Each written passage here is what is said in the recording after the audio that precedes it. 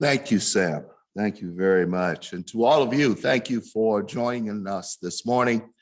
To my colleague and friend, Reverend Molly House-Gordon, thank you so much for this opportunity. To the board and members of the UU Church and friends everywhere, thank you so much for being here. Not going to keep you. It's MLK Sunday. Since 1963, we have thought about Dr. Martin Luther King's famous speech, I Have a Dream. And every church and synagogue, auditorium, places of worship, places of gathering, tomorrow, we'll talk about how Dr. King said, I have a dream. And dreaming is a wonderful thing. In fact, I come from a tradition that says that when God is getting ready to do something great in the lives of people, that old men will dream dreams and young men will have visions, that young women will see things fundamentally new, and older women will see things through a lens of hope. But I'm getting tired of singing, we shall overcome. I'm getting tired of feeling good and having proclamations and talking about how powerful the dream is. And yet, look where we are today.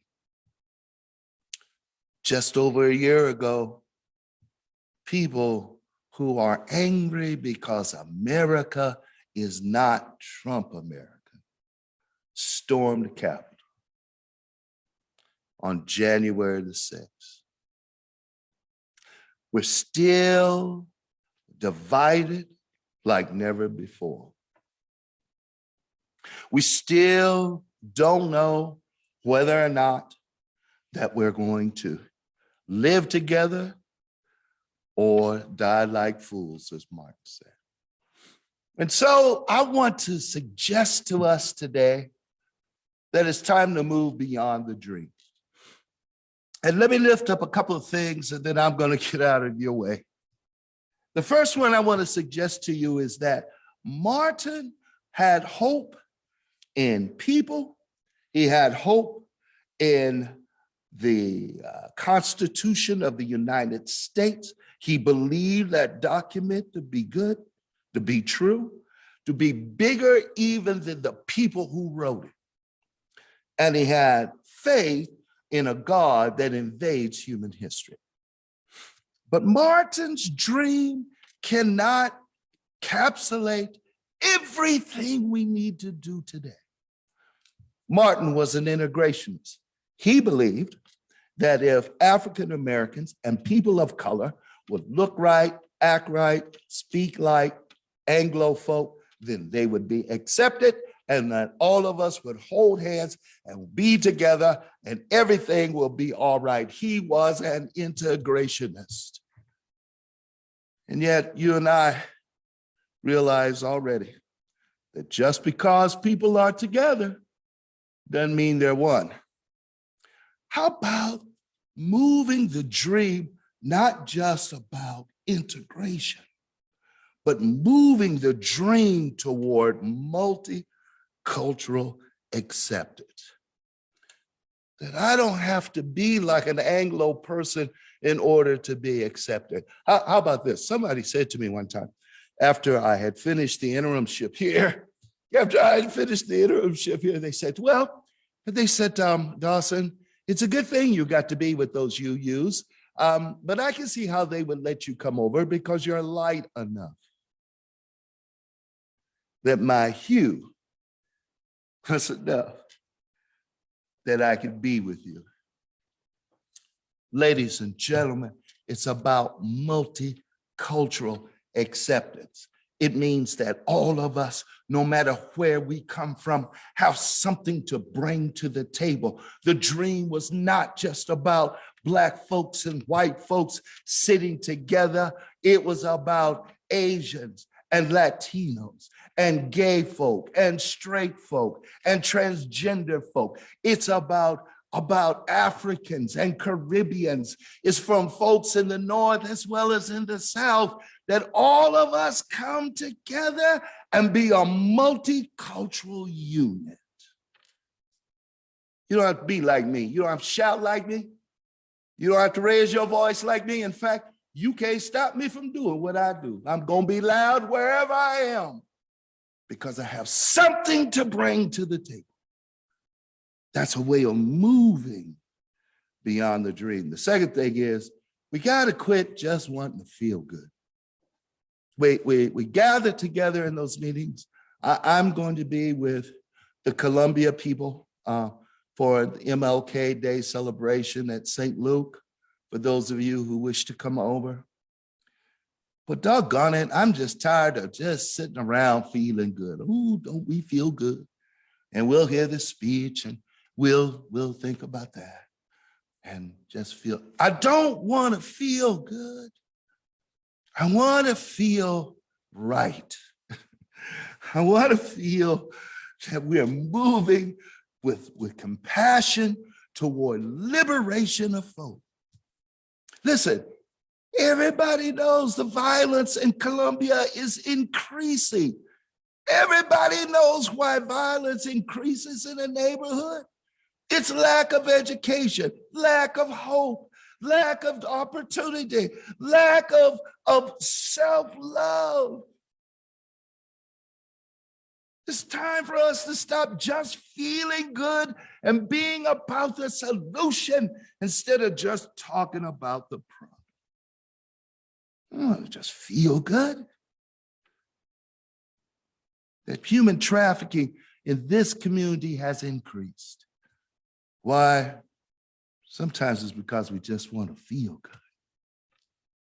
It's time for us to make a significant difference in how we be about the business of liberation in this community, in this state, in spite of, I know we got Josh Hawley, I know we got Governor Parsons, but every Pharaoh can be moved.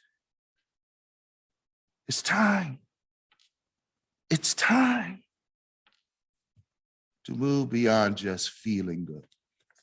I was talking to my wife about, and I'm gonna leave you alone. And by the way, I wanna say thank you for the offering today.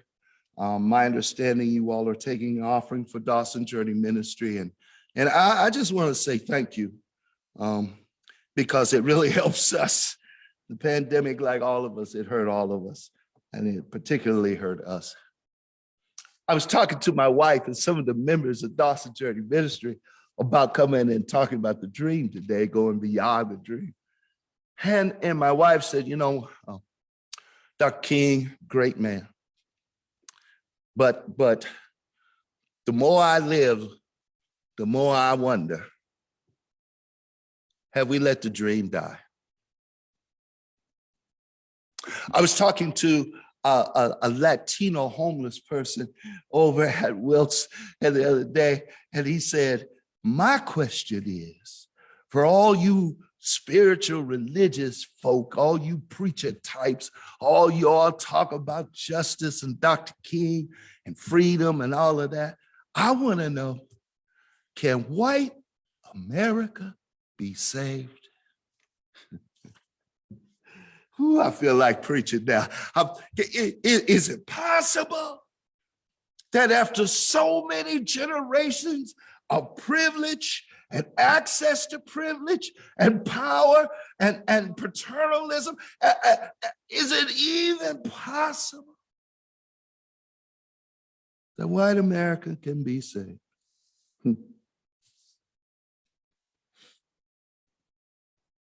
My gay friend said to me, he said, Dr. Dawson, we talk a good game, but it's one thing to talk. It's another thing to walk the walk.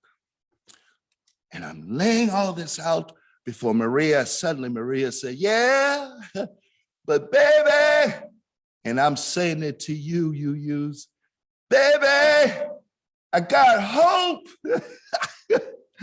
For hope is the substance of things, hope for the evidence of things not seen. Hope that is seen is not hope. I realize that we're violent. I realize that I'm still in, and I was speaking with Jim Bryant, and Jim Bryant said to me, he said, Dawson, you always tell that story about how you got followed in Walmart. He said, man, that wasn't very long ago. I said, you got to understand, I was in Walgreens yesterday and got followed. But I have hope.